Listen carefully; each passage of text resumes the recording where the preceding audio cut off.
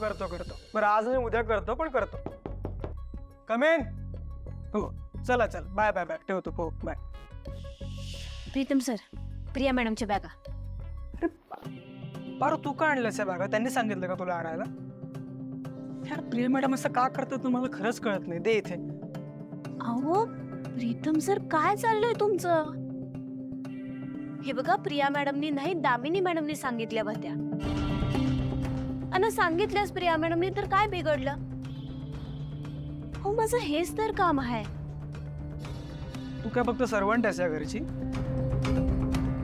त्याहीपेक्षा जास्त आहेस ना. माझी मैत्रीण आहेस.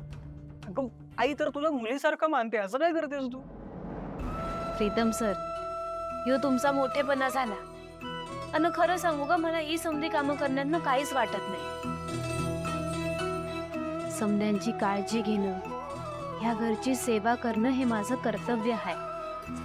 हो हो पण आपलं रिलेशन तर वेगळं आहे ना पारू. अगं तुझ्यामुळे माझं आणि प्रिया मॅडमचं लग्न झालंय. आठवतंय ना आपण गेलो होतो तिकडे? हा तू माझी वहिनी दादाची बायको बनून राहिली होतीस तिथे.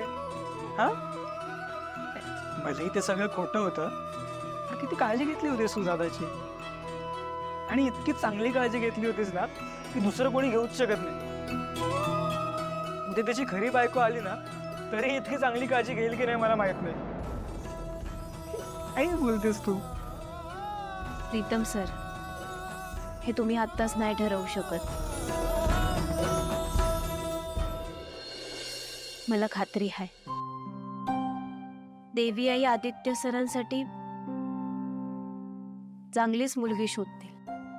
हो पण ती तुझ्यासारखी काळजी घेणारी नसेल ना. आणि मग आपलं जे काय बॉन्डिंग आहे तिच्या बरोबर होणं अशक्य आहे ग. प्रीतम सर समजा येळेवर सोडून द्या, होईल समजा व्यवस्थित. न प्रीतम सर तुम्ही लई भारी आहात. तुम्ही घ्याल जमून कोणाशी बी. हो का? बरं मी येते. हो.